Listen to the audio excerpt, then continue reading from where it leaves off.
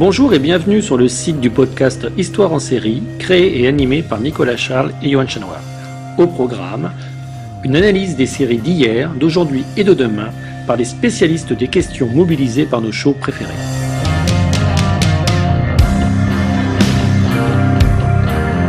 Histoire en série, c'est le podcast qui met en relation histoire, sciences humaines et séries.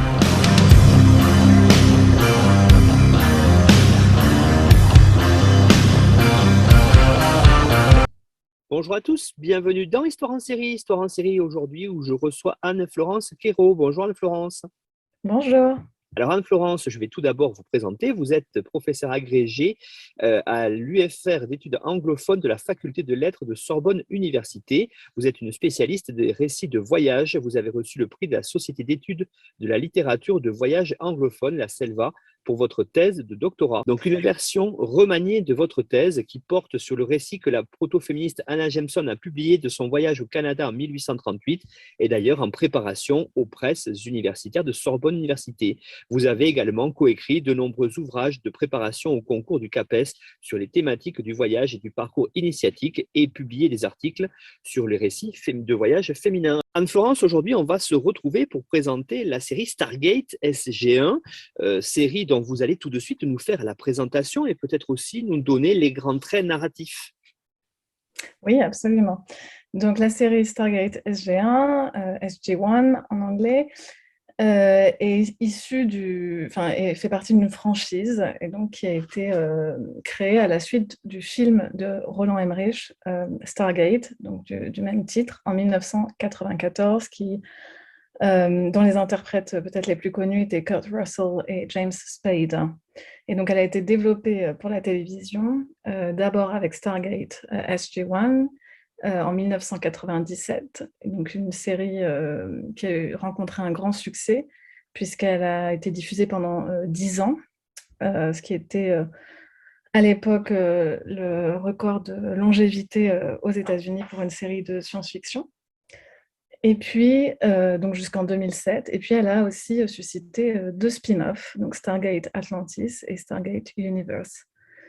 C'est une série créée par Brad Wright et Jonathan Glassner et qui est aussi une coproduction américano-canadienne. Donc, comme je viens de vous le dire, c'est une série on a été très longtemps à l'écran. Il y a 10 saisons, donc malheureusement aujourd'hui, je ne pourrais pas parler de tous les aspects de cette série. Et puis, je vais quand même en dire quelques mots aussi du film, puisque le film a été la première étape diégétique, en fait, la première étape de l'histoire sur laquelle s'est construite la série.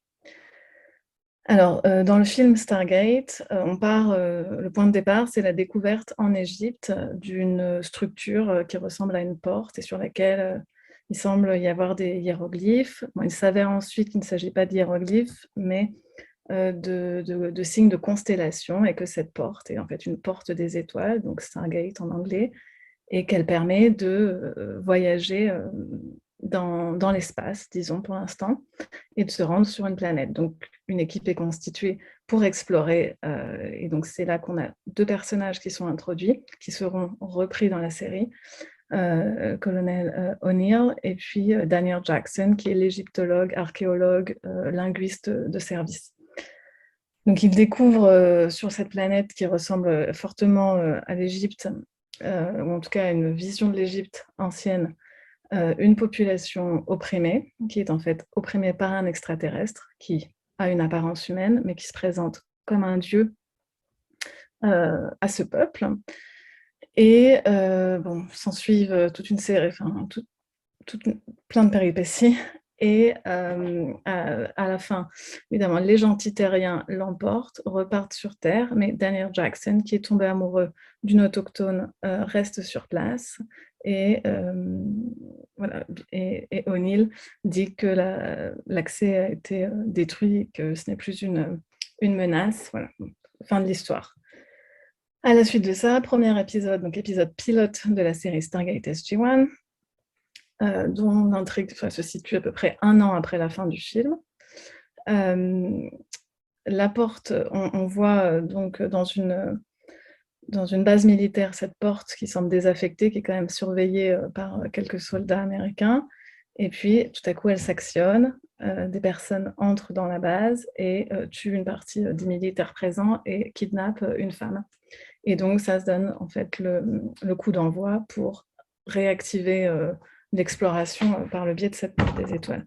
Donc, je reparlerai un petit peu tout à l'heure de ce qui se passe plus précisément dans le pilote, mais plus globalement, là, on comprend comment la série va fonctionner, c'est-à-dire sur le motif du voyage qui se répète. Donc, la porte des étoiles, donc c'est le nom, est vraiment le motif et le procédé phare de la série et de la franchise, qui va permettre la multiplication en fait, du voyage, la répétition, qui se prête très bien à la récurrence du modèle sériel. Ce qui change principalement par rapport au film, donc il y a 2 changements majeurs. Donc d'ailleurs, il faut savoir que les producteurs du film détestent la série et s'expriment volontiers là-dessus. Mais bon, c'est quand même une série autorisée hein, qui reprend, qui est assez fidèle à l'esprit du film, mais qui a 2 changements majeurs qui s'expliquent aussi par le fait que tout à coup on passe à une série. Donc le premier, c'est le ton. Le ton, le ton change, c'est-à-dire que le film est assez sombre. D'ailleurs, il s'ouvre en fait sur une tentative de suicide, enfin une tentation en tout cas de tentative de suicide du personnage principal, O'Neill, sur laquelle je reviendrai. Alors que dans la série, parce qu'il faut quand même donner envie aux gens de regarder la série de façon régulière, donc il faut quand même les attirer avec de l'humour. Il y a beaucoup plus d'humour, et notamment qui s'incarne dans le personnage de O'Neill. Donc ça, c'est un des changements majeurs. Et l'autre, c'est la nature de la porte des étoiles, puisque dans le film, la porte des étoiles mène à une planète. Et donc dans la série, très, très tôt, dans le premier épisode, ils comprennent qu'en fait, ça peut permettre, c'est une partie d'un réseau de portes des étoiles, et donc ça peut ouvrir des possibilités de voyage, et ça ouvre évidemment des possibilités d'écriture pour la série. La série, elle développe aussi la figure de l'ennemi, puisque dans le film, si je me souviens bien, la question de l'identité de cet extraterrestre n'est pas vraiment creusée. Dans la série, ces extraterrestres vont avoir un nom que je vais mentionner plusieurs fois aujourd'hui, évidemment, c'est les Goa'uld, qui sont des parasites, qui sont un petit peu comme des serpents, enfin, des petits serpents, et qui ne peuvent survivre tels quels, qui ont besoin en fait de vivre dans un hôte humain, donc d'avoir un corps humain dans lequel ils s'insèrent pour survivre. Et une fois qu'ils font ça, ils prennent le contrôle physique et mental de l'être humain. Donc ça, voilà, le thème de la possession revient également beaucoup dans la série. Anne-Florence Quérault, peut-être première question sur cette série, qui est une série véritablement à la croisée des genres, entre parfois certaines choses qui peuvent être réalistes et puis de la fiction, vous venez de le dire, notamment avec tous ces personnages extraterrestres, les Goa'uld. Alors peut-être première véritable question pour rentrer dans notre émission, c'est cette série, vous avez parlé effectivement d'une série qui est de récits de voyage. Alors ici, on est dans quelque part, on va passer de la science-fiction au récit de voyage tout au long des 10 saisons. Alors oui et non, disons qu'en tout cas, c'est le point d'entrée que moi je choisis aujourd'hui, puisque c'est ma spécialité, et que, voilà, vous l'avez dit, 10 saisons, c'est une série en fait qui a remporté un très grand succès, et je pense notamment par sa variété et sa richesse, c'est-à-dire qu'elle emprunte à beaucoup de genres et beaucoup d'aspects de la science-fiction, mais aussi d'autres genres et d'autres motifs. Donc, il serait voilà, trop ambitieux de toute façon de vouloir tout couvrir aujourd'hui, et puis c'est surtout ce ne serait pas ma compétence particulière. Donc, je vais vraiment me focaliser sur ce qui relève ou ce qui ressemble en tout cas au récit de voyage. Alors oui, on parle de science-fiction. Alors c'est intéressant, c'est un genre que les universitaires aiment définir et voilà, réfléchir à la définition du genre. Bon, si on reste sur quelque chose de très basique pour aujourd'hui, ça recouvre souvent comme le terme science l'indique dans la dénomination, une différence par rapport à notre monde qui est liée à une innovation technique ou technologique. Et donc, c'est souvent situé dans l'avenir, puisque ça a priori introduit une innovation qui n'existe pas encore, qui n'a pas encore été créée. Alors ici, on a un petit pas de côté déjà, parce que la série se déroule à la même époque que celle des téléspectateurs. Donc, et donc, cette innovation technique, l'idée, c'est qu'elle elle existe déjà, mais qu'elle est gardée secrète du public. C'est un secret d'État, et même gardé par les Américains dans la série, qui ne partagent pas avec les autres nations. Bon, on pourra y revenir éventuellement. Donc ça, c'est la première chose. Et l'autre chose, c'est que la série travaille aussi cette ambiguïté, enfin, cette atemporalité, en ayant assez peu finalement de marqueurs temporels, puisque tout se passe souvent sur Terre dans la base américaine, donc en dehors de la société, de marqueurs spécifiques dans la société. Et également les vêtements des personnages, comme ils sont souvent quasiment tout le temps en treillis militaire, c'est pareil, c'est pas codé une certaine époque. Et il y a effectivement quelques épisodes dans la vie civile, et donc là, on voit un petit peu plus, un peu plus vieilli peut-être en termes des vêtements. Mais bon, voilà, donc on est dans une science-fiction, mais pas située dans l'avenir, ce sur quoi je reviendrai tout à l'heure peut-être. Alors, pour expliquer quand même le système de la porte des étoiles et donc de pourquoi j'approche aujourd'hui cette création par le biais du récit de voyage, c'est que donc, la porte des étoiles, elle permet, bon, je vous passe les explications scientifiques, mais bon, de créer a wormhole, donc c'est-à-dire un trou de verre qui permet de se déplacer en quelques secondes à des milliers d'années-lumière, millions d'années-lumière, que sais-je. Donc, c'est évidemment très pratique et ça va permettre de réduire la question du temps du voyage. Donc là, c'est intéressant parce que souvent la série est comparée à Star Trek à cause du procédé un petit peu de un épisode, une planète. Mais Star Trek repose quand même sur le voyage, c'est-à-dire comme procédé narratif, alors qu'ici, le voyage en tant que tel, il est réduit à quelques secondes, donc il est presque supprimé, et c'est beaucoup plus l'exploration en fait, des planètes et les rencontres avec les peuples qui y vivent qui constituent le sujet de la série. Donc c'est vrai qu'il y a des arcs narratifs, dont un principalement qui est la guerre contre les Goa'uld, mais sinon, le motif, c'est un épisode, une planète. Donc, on a la multiplication de ces récits de voyage, d'un côté, et en même temps, vous pouvez vous dire, mais pourquoi nous parle de récits de voyage alors qu'il n'y a plus de voyage? Donc, ce qu'on retrouve, c'est des parallèles entre donc, la conquête spatiale et la conquête coloniale, par exemple, donc des choses qui renvoient au siècle de la popularité des récits de voyage, 18e, 19e siècle en particulier. Et donc cette idée de cartographier l'espace qui reprend beaucoup des mythes américains, notamment le mythe américain de la frontière, donc de faire gagner du terrain à la civilisation. Et comme de la même façon que les premiers explorateurs, c'était souvent des navigateurs qui se repéraient grâce aux étoiles, là, ils essaient de cartographier les étoiles et de se repérer de planète en planète. Ce dispositif, ce procédé, un épisode, une planète, il permet de multiplier aussi les scènes de première rencontre, comme je le disais il y a quelques instants, avec des populations différentes, ce qui invite beaucoup de réflexions sur l'identité, donc le même et l'autre, et donc ce qui est d'ailleurs finalement le sens étymologique de alien en anglais, qui peut vouloir dire extraterrestre, mais c'est qu'un sens du mot, puisque le premier mot, c'est ce qui est étranger, ce qui est différent. Et aussi, donc la différence, certes, mais beaucoup d'effets de miroir. Et donc tout ça, ce sont aussi des motifs structurants du récit de voyage. Par ailleurs, l'équipe, SG-1, en fait, c'est le nom d'une équipe, parce qu'il y en a plusieurs, on voit dans la série, avec des numéros comme ça. Et donc cette équipe, elle est constituée de différentes personnes qui ont chacune ses compétences, et qui finalement aussi reprennent des types de voyageurs. Donc, par exemple, O'Neill, c'est le militaire, il est le chef de cette structure, enfin de SG-1. Et donc, c'est aussi la figure du premier soldat, des colons qui venaient coloniser, par exemple, l'Amérique. Il y a la figure aussi du scientifique, avec Daniel Jackson, qui explore, mais qui cherche à comprendre les cultures, à apprendre sur les autres cultures. Il y a la figure de l'indigène, l'autochtone, donc c'est Teal'c, dont je vais reparler parce que c'est une figure très importante pour la série, qui sert de guide, d'interprète.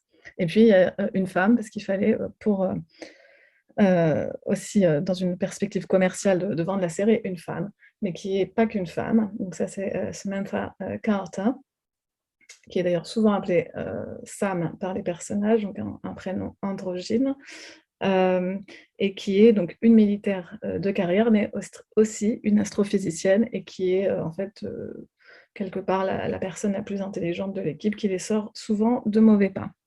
Donc ce que ça veut dire, c'est que la série va donner plusieurs représentations du voyage et de l'exploration avec différentes incarnations. Donc il y a un côté vraiment impérial et colonial, avec l'idée voilà, de faire reculer la frontière, mais il y a aussi une recherche d'innovation, donc surtout technique, et puis une justification impérialiste, libérer les populations des Goa'uld, donc qui reprend aussi des motifs de la colonisation du 19e siècle, avec cette vision colonialiste du sauveur blanc, White Savior, et aussi The White Man's Burden, de Kipling. Bon, heureusement, tout ça est contrebalancé par la figure de Dr. Jackson, qui est l'humaniste de service, qui rappelle souvent à ses camarades que ce serait peut-être bien de ne pas commencer à tirer sur tout ce qui bouge dès qu'ils arrivent sur une planète, et puis qui est plutôt dans une recherche culturelle avec un intérêt pour la langue et les cultures des autres civilisations. Donc c'est une série en fait qui est très riche, tout comme le genre du récit de voyage, parce qu'il y a diverses influences. Donc évidemment, c'est une série d'aventures, mais il y a aussi une réflexion, donc sur laquelle je reviendrai tout à l'heure, comme le récit de voyage avec une tradition philosophique, en fait, c'est-à-dire aller dans un ailleurs pour réfléchir sur l'ici. Mais je pense qu'on peut en reparler plus tard. Oui, vous avez évoqué avec nous cette idée de voyage dans l'espace. Ça, c'est quelque chose, bien sûr, de majeur dans la série Stargate. Il y a quand même aussi cette idée de voyage dans le temps. Alors, même si vous l'avez dit, hein, fort à propos, effectivement, on reste de nos jours, on va dire, quand on est du côté de la planète Terre, en tout cas de la base américaine. Mais quand l'équipe de voyageurs se rend dans des planètes, on se rend compte finalement qu'ils arrivent face à des planètes au stade de développement plus ou moins avancé, ce qui permet quelque part aussi aux spectateurs de voyager dans le temps. Oui, absolument. Donc, on a des voyages spatiaux, mais aussi temporels. Donc, bon, il y a des voyages dans le temps. Il y a des épisodes qui sont clairement des voyages dans le temps et qui sont assez réjouissants d'ailleurs, dont je souhaite parler quand je parle de voyage dans le temps, mais c'est plutôt du voyage dans le temps métaphorique, puisque alors, il faudrait que j'explique un petit peu pour mieux comprendre. L'idée de la série, c'est de mêler science-fiction et aussi mythologie. C'est-à-dire qu'il y a elle emprunte à plein de mythes, donc terriens, hein, donc comme la mythologie égyptienne, mais on a aussi beaucoup d'influences des légendes nordiques. Dans les saisons plus tardives, il y a aussi des emprunts aux légendes du roi Arthur, de la table ronde, etc.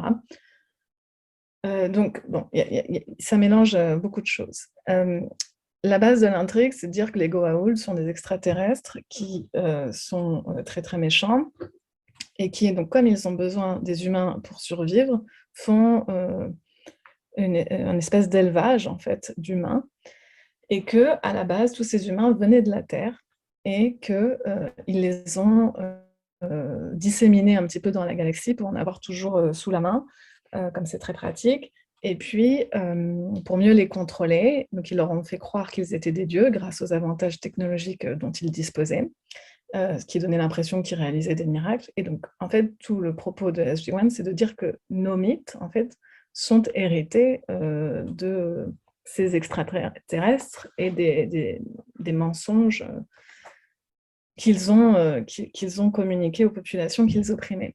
Donc, tout ça pour dire que lorsque l'équipe SG-1 voyage sur des planètes, parfois ils arrivent sur une planète, par exemple. D'autres fois, ça ressemble au Moyen-Âge. Alors, bon, je ne trouve pas ça absolument cohérent dans l'écriture de la série, parce que mais bon, pourquoi pas? J'imagine qu'on peut le justifier. L'idée étant qu'ils ont pris ces populations au stade où elles se trouvaient sur Terre, qu'ils les ont déplacées, qu'ils les ont laissées mariner dans cet état de développement restreint pour les contrôler. Donc, En fait, le téléspectateur, il voyage dans l'espace, puisque bien sûr, on est sur d'autres planètes, mais il a aussi l'impression de voyager dans le temps, et donc de voyager à ces époques, comme s'il était en train de voyager sur la Terre. Donc ça, bon, c'est intéressant. Parfois, il y a des clins d'œil à l'histoire. Ça reprend aussi une vision colonialiste et raciste, très en vogue au XIXe siècle, puisque c'est par exemple, ça justifiait aussi beaucoup de comportements envers les Indiens d'Amérique, par exemple les Britanniques, qui estimaient que ces populations se trouvaient à un stade inférieur de développement et voyaient les cultures et les nations sur une ligne de développement temporelle, et que eux se situaient après, et donc finalement il fallait soit les aider, bon, entre guillemets, hein, soit finalement se satisfaire du fait qu'ils étaient voués à disparaître, ce qui était aussi une façon de justifier de ne rien faire ou de les tuer, puisque de toute façon c'était voué à arriver. Bref, et donc ce voyage dans le passé, il sert à réfléchir aussi, à conduire certaines réflexions sur l'évolution technologique des sociétés bon, sur Terre, c'est-à-dire souvent une division un peu nature-culture, avec des sociétés non industrialisées, alors qui sont opprimées, donc ont besoin d'aide, mais aussi avec comment dire, une organisation politique souvent horizontale, en fait ils sont opprimés par les Goa'uld, mais sinon entre eux. Et à l'inverse, ils arrivent parfois sur des planètes quand ils sont à des stades de développement plus avancés. Donc là, il ne s'agit pas des planètes contrôlées par les Goa'uld, mais d'autres populations extraterrestres. Et dans ces cas-là, c'est souvent plutôt donc, de l'ordre du voyage dans le futur, dans un futur imaginé possible de ce que la Terre pourrait devenir, avec des innovations technologiques très, très avancées. Donc on pense au Tolan, par exemple. Et même parfois, ça peut aller jusqu'à la dystopie, c'est-à-dire une vision assez négative. Et donc, ça, encore une fois, ça pose question de l'innovation technique. Et donc, dans ces cas-là, quand il y a des dystopies qui sont présentes dans certains épisodes, on est sur des régimes très autocratiques, avec un pouvoir, une expression du pouvoir très verticale, par exemple. Mais du coup, tous ces voyages sur différentes planètes qui sont mis en regard au voyage de Gulliver, de Jonathan Swift, donc qui en fait est une satire sous forme de récit de voyage dans des terres fictionnelles, et donc qui amène un commentaire contemporain. Et donc ça fait aussi penser évidemment au genre de l'utopie, avec le préfixe « ou » qui peut être compris comme voulant dire le non-lieu, c'est-à-dire le lieu qui n'existe pas, ou le « utopos », le lieu bon. Donc pour réfléchir, voilà. Et donc comme ça, on balance entre utopie, dystopie, avec toujours un petit peu la Terre au milieu, et toujours finalement, malgré tout, SG-1, donc c'est cette équipe américaine, qui d'ailleurs est érigée en représentante de l'humanité, hein, qui rencontre des sociétés plus avancées, donc qui est dans ce cas-là à l'autre extrémité du gradient, puisque en général, elle se pose comme supérieure aux populations opprimées par les Goa'uld, mais ça lui arrive de trouver plus fort qu'elle. Donc, par exemple, avec les Asgard ou les Nox, ou même les Tolan. Et ces autres populations refusent en fait de leur confier leur technologie, car ils les voient, eux, comme inférieurs et comme primitifs, et notamment en raison de leur emploi de la violence. Donc, voilà. Alors, d'ailleurs, ce qu'on peut noter dès à présent, c'est que ces sociétés, alors notamment les Nox, les Tolan, parce que les Asgard, ils ressemblent plutôt à E.T., donc on va dire que c'est hors sujet, mais ce sont des sociétés blanches, donc ça pose aussi question. Et pour ça, la série, elle prête le flanc à une critique postcoloniale, d'autant que les Goa'uld sont souvent joués par des acteurs non blancs. Anne-Florence Quérault, c'est une série, vous l'avez dit en introduction aussi, Stargate SG-1, qui est une série américaine. Et c'est vrai que pour le spectateur averti, on y retrouve dedans de nombreux mythes de l'histoire américaine, de nombreux motifs de l'histoire américaine, comme celui par exemple de la conquête de l'Ouest notamment, qui a longtemps été pour les Américains un mythe essentiel. On revoit tout ça dans la série. Oui, absolument. Ce sont des motifs et des mythes de l'histoire américaine qui sont aussi des motifs et des mythes de l'identité américaine. Donc, c'est retravaillé de plusieurs façons. Donc, pour donner juste quelques exemples, on peut penser à la colonisation. Bon, je pense tout à fait avec l'arrivée des premiers colons. En fait, le premier épisode, donc le pilote, et pour expliquer à ceux qui ne connaîtraient pas la série comment un autochtone ou un indigène se retrouvait membre de l'équipe. Donc, dans le premier épisode, il s'engouffre dans la porte des étoiles à la suite des extraterrestres qui ont enlevé une femme militaire pour essayer de la sauver. Et pour résumer très rapidement, ils se retrouvent eux aussi capturés, donc ils sont faits prisonniers. Et O'Neill, qui du coup, alors parfois, on souligne la façon dont il ressemble à un cowboy par beaucoup de traits, donc certes, absolument. Mais là, je dirais qu'il ressemble aussi beaucoup à John Smith, donc ce qui était un soldat et qui a fondé Jamestown, enfin qui est un des fondateurs de Jamestown en 1607, première colonie britannique en Amérique. Et qui ici convainc Teal'c. Donc Teal'c, c'est le Jaffa, enfin c'est un Jaffa. Donc les Jaffa, ce sont les soldats, si vous voulez, la garde des Goa'uld. Et ils ont une particularité, donc, outre le fait qu'ils les défendent et qu'ils soient leurs soldats, c'est qu'ils ont dans leur abdomen une incision et qu'à l'intérieur de leur abdomen, ils ont des larves de Goa'uld qui sont en incubation. Et donc ces larves leur apportent santé, enfin les régénèrent en fait, mais ils ne peuvent pas vivre sans, donc ils sont aussi dépendants ils ne peuvent pas l'enlever en fait, sinon ils meurent. Donc bref, donc il convainc Teal'c que ce sont de faux dieux et qu'il peut les vaincre, les combattre et libérer toutes les populations qui sont asservies par ces Goa'uld. Et donc là, il y a, je pense, aussi une réflexion, enfin un reflet, on va dire, du mythe, alors je parle de mythe, de John Smith et Pocahontas, parce que effectivement la véracité du récit qu'a pu en faire John Smith est mise en question par les historiens, puisque John Smith raconte qu'il a été fait prisonnier donc, par le père de Pocahontas, Powhatan, et qu'il allait être exécuté et qu'elle s'est interposée et qu'elle lui a sauvé la vie. Donc c'est l'indigène qui est convaincu par le nouvel arrivant, le blanc, et qui sert sa cause en tout cas, donc on retrouve ça. Et puis alors, ce qui est intéressant aussi, c'est que des historiens ont suggéré qu'en fait, John Smith ne ment pas, bon, après peut-être qu'il exagère et qu'il embellit les choses, mais qu'en fait il a mal compris ce qui s'était passé et qu'il n'avait jamais été en danger de mort, mais qu'en fait il s'agissait d'une cérémonie d'adoption dans la tribu.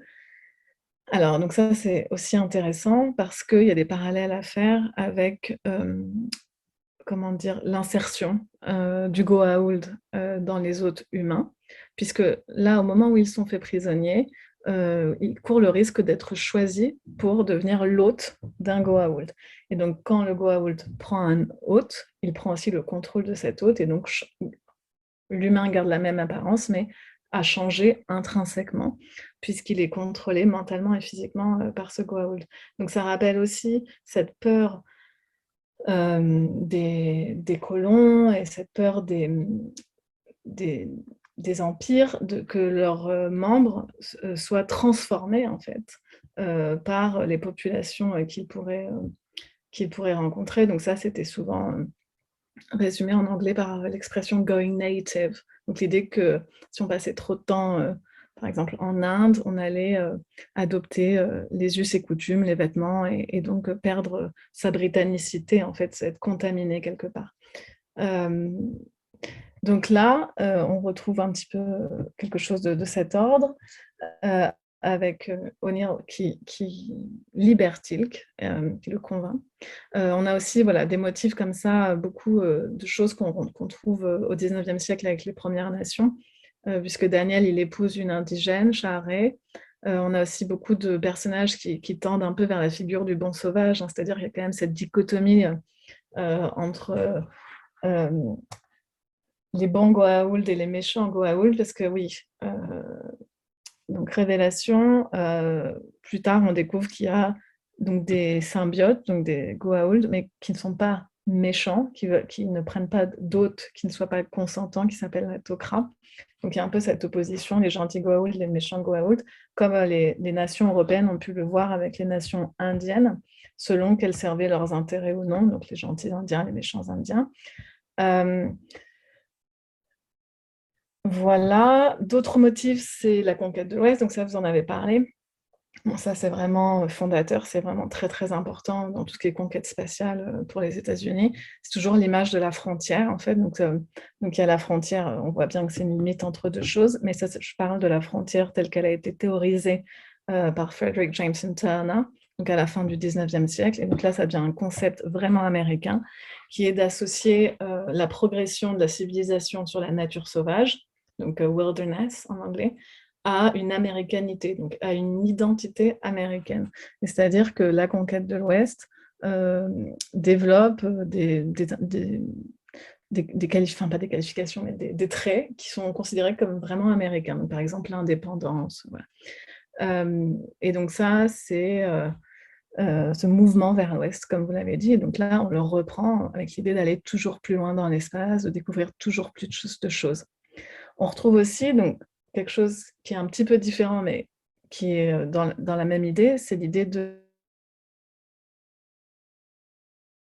expression qui renvoie à une idéologie très très forte aux États-Unis au XIXe siècle, donc l'idée de manifest destiny, donc qui inscrit en fait l'idée de providence dans l'expansion des États-Unis. Donc l'idée que les États-Unis finalement sont élus pour ça et que donc cette idéologie encourage l'expansion américaine sur le territoire américain notamment, et aussi l'exclusion de certaines personnes, de certaines populations de la définition de l'identité américaine. Donc quand même une identité qui est définie exclusivement quasiment comme blanche. Et donc, bien sûr, ça date du 19e siècle, mais en fait, on en trouve encore des manifestations contemporaines dans la politique étrangère des États-Unis, donc, par exemple, avec ces interventions au Moyen-Orient, qui sont justifiées aussi par l'idée de défendre des principes démocratiques, et toujours avec cette idée un peu d'avoir une mission, de défendre le modèle démocratique américain et de l'étendre dans le monde. Donc là, en fait, il y a un petit peu aussi cette même idée avec Stargate, quand même, pour y revenir, puisque le point de départ, c'est de dire on va aller libérer les populations opprimées par des Goa'uld, et donc se présente encore une fois comme sauveur, et justifier finalement cet interventionnisme dans des planètes où certaines populations n'ont juste rien demandé. Donc voilà, et ça c'est vu aussi, cette justification, souvent, lorsqu'ils arrivent sur les planètes, en sortant de la porte des étoiles, il arrive très fréquemment que ce soit vide. C'est-à-dire qu'il n'y a personne, c'est de la nature vierge. Diégétiquement, c'est-à-dire avec l'histoire, puisque les populations savent que c'est par là que les Goa'uld arrivent, donc elles ont peur, donc elles ne veulent pas être près de la porte. Mais il y a aussi symboliquement cette idée que ça véhicule, c'est que ces terres sont des terres vierges qui restent à écrire et qui n'attendent que ça, d'être finalement colonisées et recouvertes. Voilà. Enfin, donc ça, c'est un mythe aussi fondateur des États-Unis, comme une page blanche à écrire. Vous avez évoqué depuis le début de l'émission, Anne-Florence, cette idée que dans Stargate SG1, on voit la figure de l'autre. Alors, c'est vraiment très intéressant ici. J'aimerais que vous le développiez parce que vous reveniez justement sur ces Goa'uld, on peut dire ces méchants, hein, quelque part, qui véhiculent eux-mêmes un certain nombre de représentations et de stéréotypes typiques, j'allais dire presque du méchant, d'ailleurs depuis très très longtemps. Absolument, oui. Alors, oui, donc les Goa'uld, ils sont très, très, très méchants, effectivement. Donc, ce qui est évidemment un manichéisme qui justifie aussi l'interventionnisme des Américains. Donc, c'est très pratique. Et je crois, si je me souviens bien, que plus tard, vraiment plus tard dans la série, on découvre en fait que c'est même une méchanceté qui est innée, puisqu'ils partagent en fait leurs souvenirs en tant qu'espèce. C'est-à-dire que oui, voilà. Enfin, donc, en fait, un Goa'uld qui naît avec les souvenirs de toute son espèce et donc finalement des traits méchants, définitoires qui sont déjà là. Alors, ce qui est un petit peu, comme je disais tout à l'heure, ça prête le flanc à une critique postcoloniale, parce que ce qui est un petit peu plus gênant quand même, c'est le fait que les héros sont tous blancs, donc sauf Teal'c, mais qui est un Jaffa, donc ce dont je vais reparler dans une seconde, et que la plupart des Goa'uld ne sont pas blancs. Donc bon, déjà, ça prête à une certaine critique. Et puis, comme je disais tout à l'heure, les extraterrestres qui sont plus avancés sont aussi tous blancs. Donc, c'est vraiment une définition qui va avec l'idée de destinée manifeste et la définition d'une américanité assez blanche. Cela étant dit, les Jaffa, donc, qui sont ces soldats au service des Goa'uld qui leur servent également d'incubateurs, sont aussi presque tous des acteurs et des actrices non blancs. Alors, presque tous, pas exclusivement, pas tous néanmoins. Alors, ça souligne aussi ça, un parallèle avec les esclaves, donc les esclaves qui ont été amenés d'Afrique, du continent africain au continent américain, avec la traite négrière et le commerce triangulaire.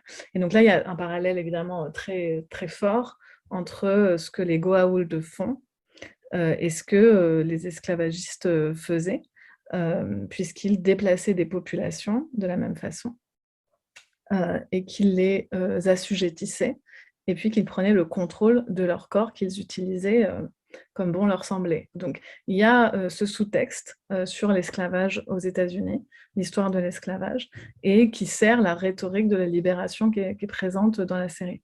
Alors, Stan Bieler souligne, et c'est très intéressant, je trouve, que c'est une des forces de la série, justement, de combiner les références, parce que, étant donné le contexte égyptien de départ, avec Ra, etc., le dieu Ra, dieu du soleil, on aurait pu plutôt s'attendre à une référence aux esclaves juifs pour rester dans le thème historique et aussi dans le contexte biblique.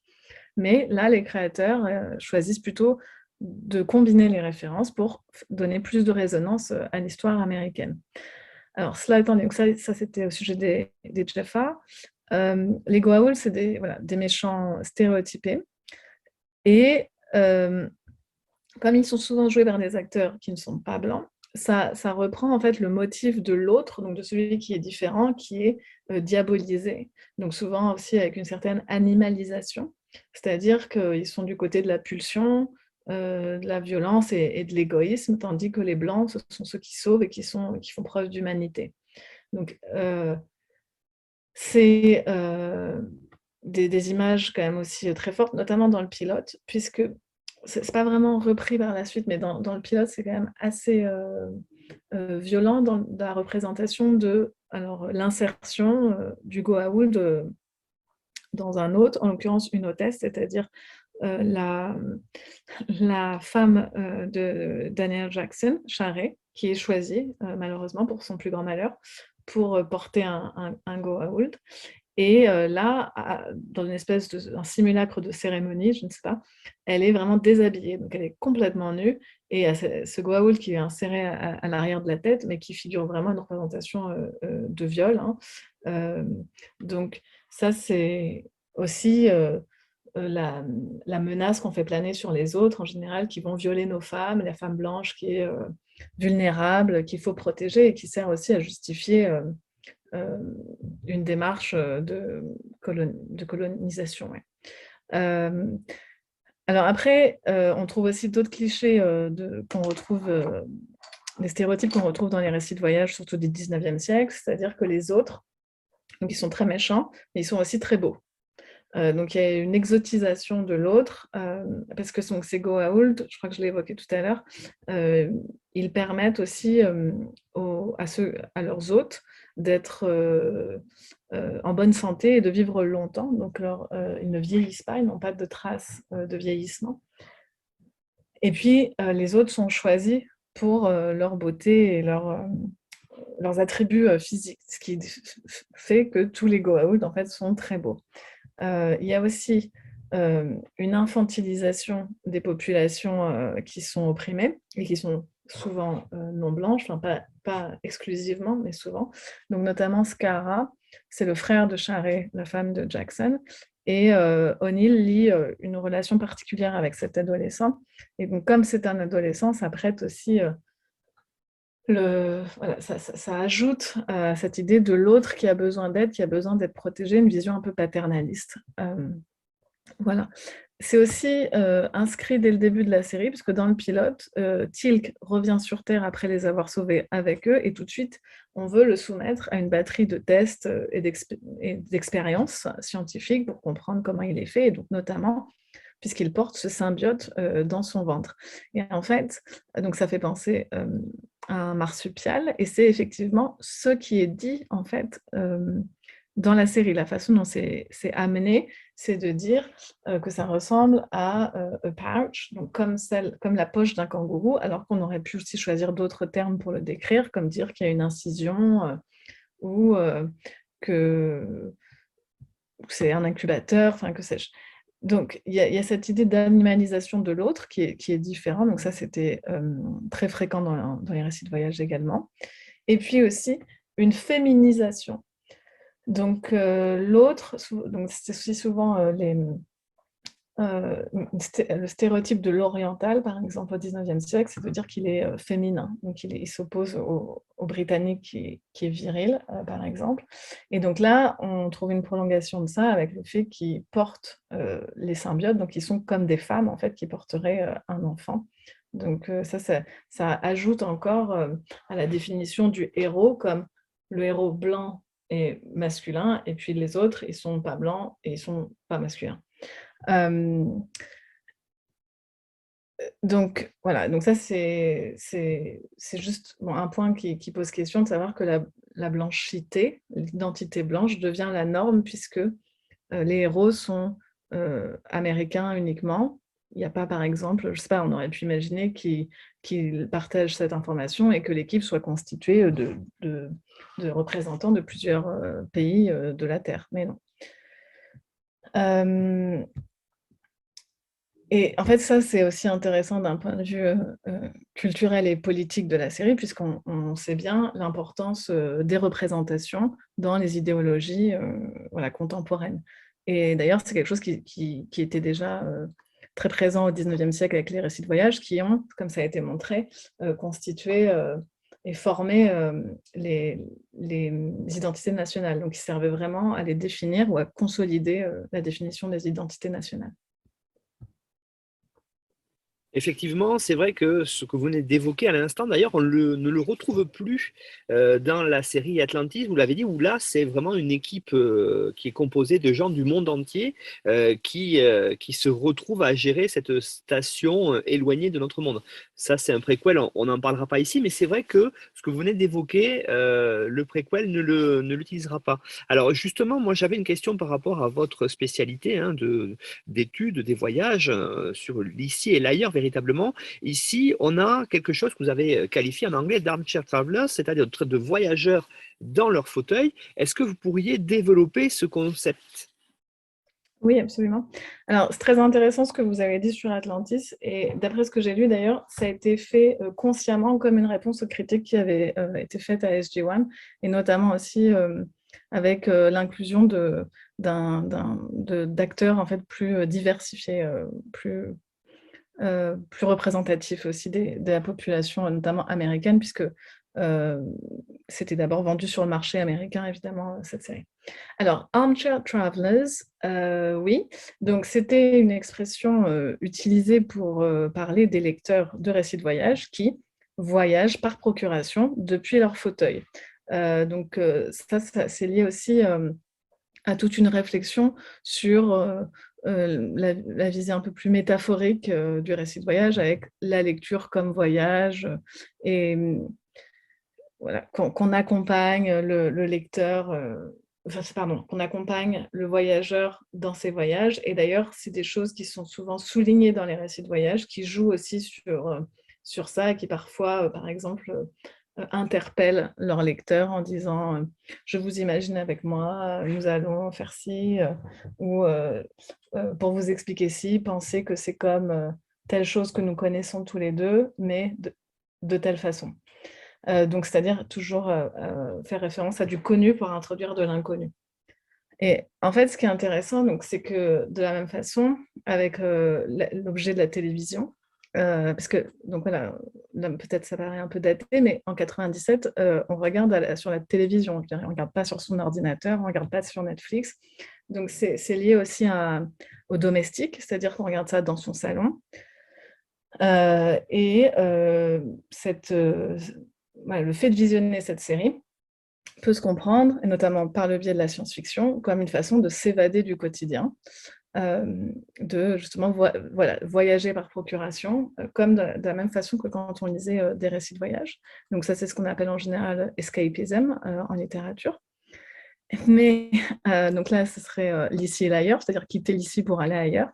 Mais c'est, assez, hem, ambivalent, on va dire, pour Stargate, et c'est un point, d'ailleurs, qui est souvent soulevé, de façon assez humoristique, c'est que les paysages qu'on découvre, ben, ressemblent fortement, très, très, très fortement, à la Colombie-Britannique puisque quasiment enfin, toute la série a été tournée au Canada et donc bien qu'on aille ailleurs, ça nous renvoie quand même à l'ici des téléspectateurs, américains. Et donc il y a beaucoup de clins d'œil aussi là-dessus, dans la série, puisque la série, hem, a pris le parti d'être très méta, c'est-à-dire de faire retour sur ses conditions, de production et d'écriture, donc d'avoir souvent des clins d'œil comme ça. Et en fait, métaphoriquement, on retrouve aussi, cette idée, de voyager ailleurs, mais en fait, on est toujours ici, dans un épisode où, O'Neill et Carter se retrouvent coincés dans une grotte et ils n'arrivent pas à revenir sur terre, en fait. Ils n'arrivent pas à refaire marcher la porte des étoiles pour repartir. O'Neill est blessé, il fait très, très froid, bon, leur dernière heure semble, arriver. Carter réussit à grimper parce qu'ils sont dans une espèce de grotte, donc jusqu'à la surface et elle dit: «On est sur une» et donc tout est blanc, il fait très froid, donc elle dit: «On est sur une planète glaciaire». Je ne sais pas ce que nous allons devenir. Bon, il s'avère au final qu'ils sont en fait sur Terre et qu'ils sont arrivés, sur Terre par le biais d'une deuxième porte des étoiles, dont ils ignoraient jusqu'à présent l'existence. Donc ça, c'est aussi un clin d'œil renvoyé au fait que, oui, on voyage dans l'espace, mais en fait, on voyage dans les représentations aussi qu'on se fait de ce qu'on connaît, de la Terre, de son pays, et cetera. Et de ce point de vue, le motif, voilà, le symbole de la porte des étoiles est vraiment très, très riche et donc on peut faire aussi un parallèle entre, ce que vit le personnage quand il traverse la porte des étoiles, c'est-à-dire en 2 secondes, il se retrouve, propulsé, sur une nouvelle planète très différente ou pas si différente comme on vient de le voir, mais bon. Comme, de la même façon que le téléspectateur qui est devant sa télé, qui l'allume et paf, se retrouve transporté, hem, en une seconde ailleurs. Donc il y a une espèce, voilà, de réflexivité là, une mise en abîme, et c'est voilà, Telot, qui fait ce parallèle entre la porte, des étoiles et la télévision et c'est très, très, pertinent il me semble parce que C'est une série qui est très méta, comme je le disais, qui fait beaucoup de clins d'œil à sa propre écriture. Et d'ailleurs, il y a 2 épisodes, des épisodes anniversaires, qui proposent une mise en abîme encore plus poussée, puisque ce sont des épisodes qui se passent sur Terre et qui, en fait, confrontent l'équipe de SG-1 à une équipe de tournage d'une série télévisée qui a en fait la même intrigue que SG-1, puisqu'un des auteurs de la série a en fait voyagé par la porte des étoiles, mais il a effacé ses souvenirs, mais malgré tout, il en gardait quelque chose. Donc, il croit avoir inventé quelque chose, en fait, il raconte ce qu'il a fait. Donc, ça mène à toute une série de plaisanteries et voilà, de clins d'œil.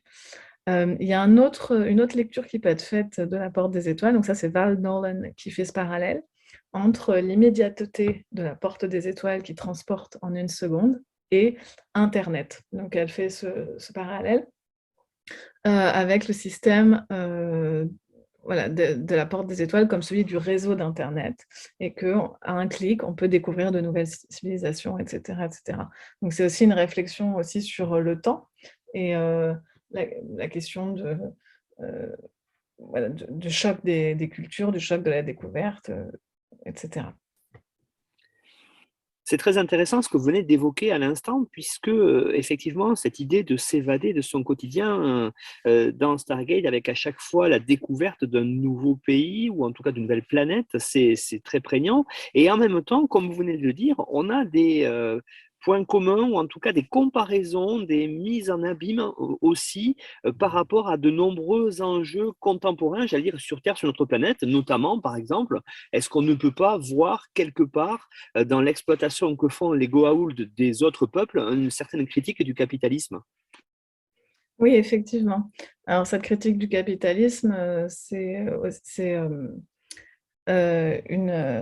mis en avant par Valkan, donc qui voit effectivement là un trait de l'exploitation des travailleurs, une critique de ce type de société voilà, féodale. Donc ça, c'est une des lectures possibles. En fait, c'est ça la richesse de la série, c'est qu'elle ouvre des possibilités, qu'elle en permet plusieurs. Et donc, ce qui d'ailleurs a amené Mathias de Gucht à conceptualiser ça sous l'expression cosmic relief. Donc, en fait, il reprend un concept littéraire qui est celui de comic relief, donc qu'on utilise en tragédie, c'est-à-dire que dans les tragédies, il y a souvent une scène comique qui sert à offrir une pause, en fait, finalement, au spectateur, à le soulager un petit peu, donc ce relief dont il est question. Bon, pour une fois, on fait une pause, personne ne meurt pendant 5 minutes. Mais c'est aussi parce que c'est comique, parce qu'il y a de la joie ou quelque chose de positif, une façon de rendre plus saillant le tragique qui traverse le reste de la pièce. Et donc là, c'est par contraste. Donc là, il s'agit de mettre en relief. C'est ça le relief. Et donc, Mathias de Gucht, il parle de cosmic relief dans Stargate. Et donc ça, c'est très intéressant, il me semble. Parce que justement, il montre que donc cosmic c'est le cosmos, donc c'est par le voyage extraterrestre qui permet aux téléspectateurs de s'échapper du quotidien. Donc on est aussi là encore dans le soulagement du quotidien, de ne plus y penser, mais en même temps, ça le met en relief puisque certaines problématiques sont transportées dans le cosmos, puisque ça amène aussi beaucoup de problématiques philosophiques et politiques. Et donc, on peut résumer peut-être principalement pour est-ce que la fin justifie les moyens, qui est quand même une question qui revient très souvent. Donc voilà. Après, on peut aussi voir dans la série une réflexion, forcément en 2007, donc sur l'après 11 septembre, sur la guerre contre le terrorisme menée par George W. Bush et son administration. Donc voilà, toujours sur la fin justifie-t-elle les moyens, jusqu'où peut-on aller sans désavouer ses idéaux. Voilà. Donc c'est jamais explicite, mais en fait ça ouvre plusieurs choses. Donc c'est aussi aux téléspectateurs de voir ce qu'il saisit ou pas. De la même façon, donc il y a plusieurs épisodes, il y a des sous-intrigues, on va dire, qui traversent comme ça les saisons, notamment avec des polémiques sur Terre entre les politiques pour savoir quelle utilisation devrait être faite de la Stargate. Et voilà, là, SG-1, parfois, enfin en tout cas Stargate Command, donc leur base apparaît parfois vraiment comme un poste frontière en fait, qui bloque la porte des étoiles, et c'est dire qui a le droit de passer ou de ne pas passer. Donc c'est évidemment aussi une réflexion sur le contrôle des frontières américaines, et voilà. Donc, en ce sens, Cosmic Relief, oui, et puis aussi, encore une fois, je reviens au symbole parce qu'il est vraiment très très riche, de la porte des étoiles, qui a une forme circulaire et qui du coup peut aussi se voir parce que suite à l'intrusion d'extraterrestres, les terriens décident d'ajouter une espèce de porte pour bloquer l'entrée et n'ouvrir la porte des étoiles qu'à ceux qui ont le bon code, sauf qu'ils n'appellent pas ça une porte, parce que ça s'appelle déjà porte des étoiles, peut-être, bien sûr, mais ils appellent ça un iris, et donc ça aussi renforce la lecture de la Stargate, de la porte des étoiles, comme un œil, comme une pupille, qui sert aussi à mieux voir, à ouvrir les yeux peut-être des téléspectateurs, à ouvrir les yeux des voyageurs, très clairement. Donc avec le vieil adage que voyager forme la jeunesse, si vous voulez, vous ouvre les yeux, vous apprend plein de choses, mais aussi le téléspectateur par procuration, et aussi à mieux voir et revoir peut-être aussi ceux qu'on a quittés. Donc pas seulement ceux qu'on va découvrir, mais ceux qu'on vient de quitter. L'idée aussi qui était intéressante par rapport à vos travaux, toujours, c'est de voir, mettre en parallèle quelque part voyage ici et initiation avec l'idée qu'il y a à travers les différents héros, vous les avez présentés tous les quatre, hein, tout au long des 10 saisons, une certaine évolution personnelle qui est due au voyage et à la rencontre des autres, justement sur les autres planètes. Ça, c'est très prégnant dans Stargate SG1. Oui, tout à fait.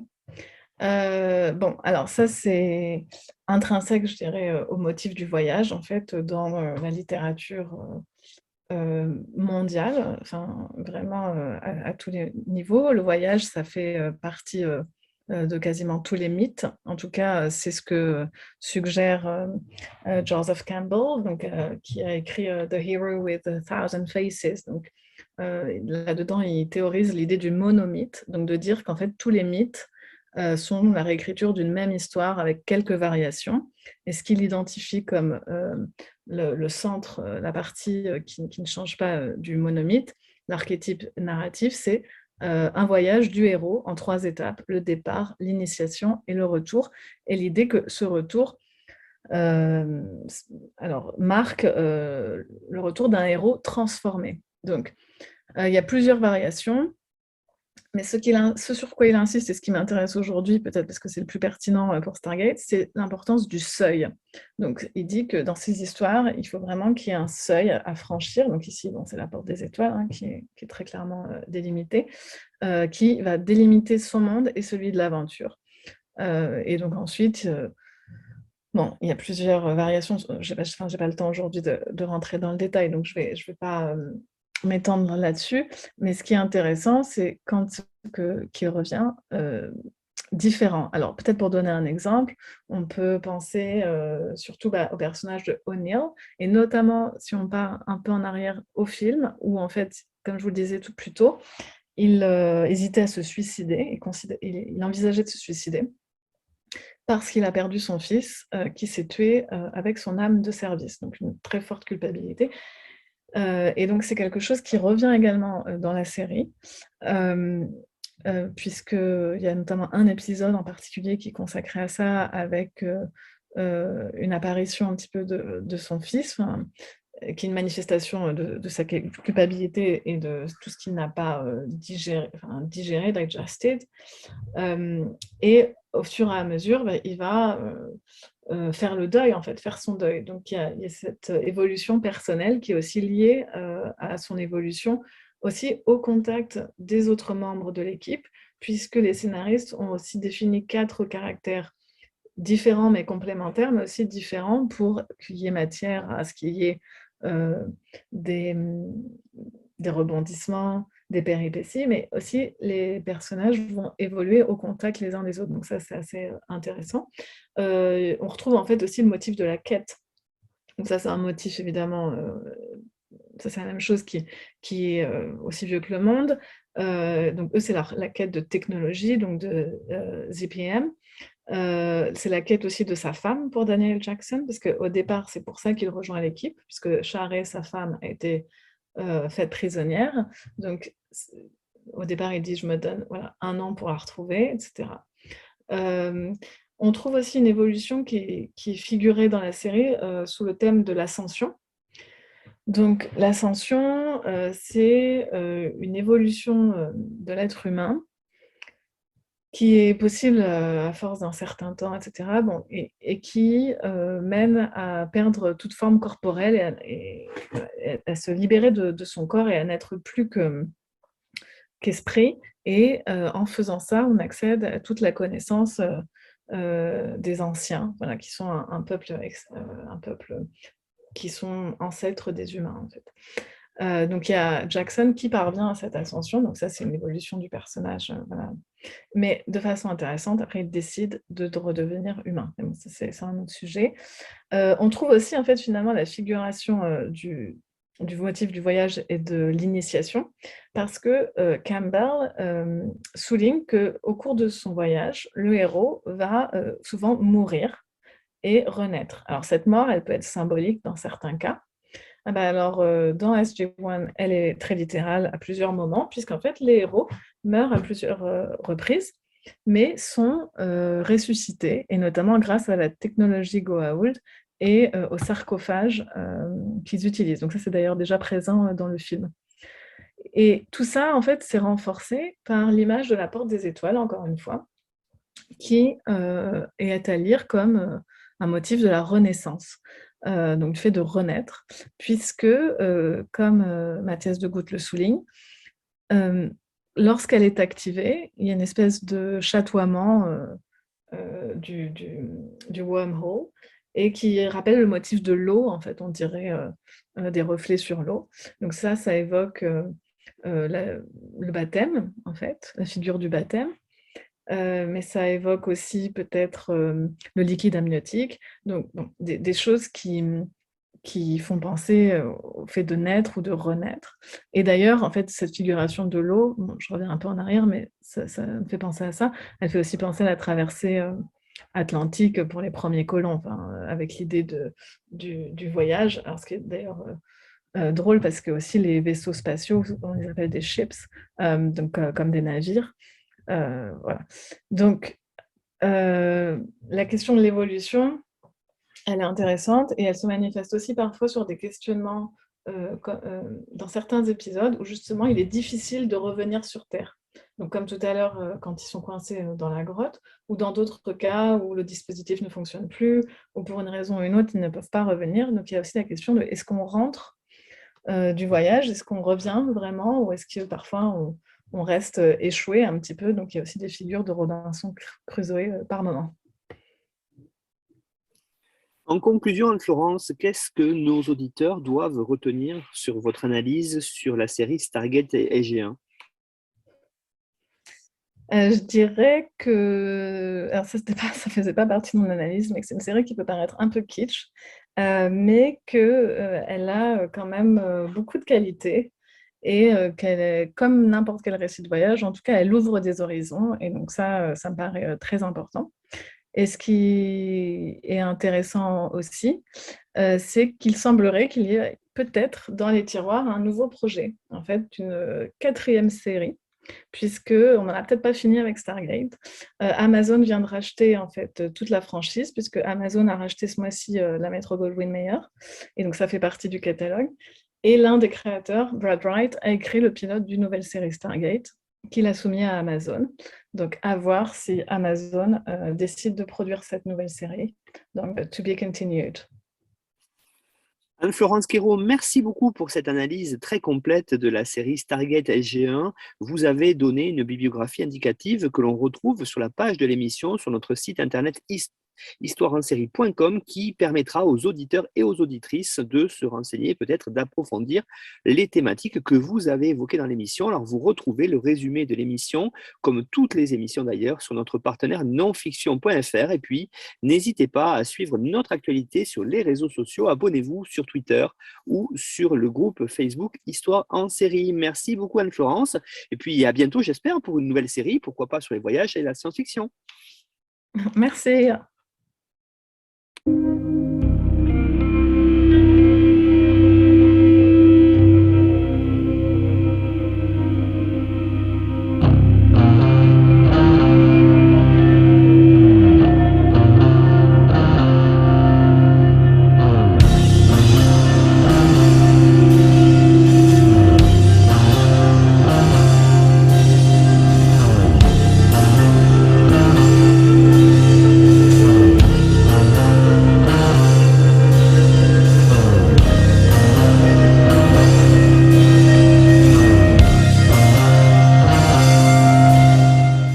Retrouvez-nous sur Twitter @Histoire en série pour connaître le programme à venir ainsi que des conseils bibliographiques.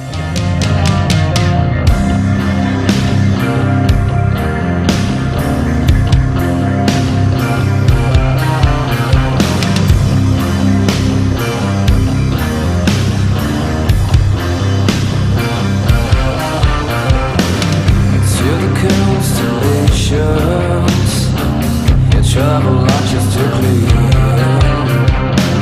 such a beautiful planet populated by a stranger.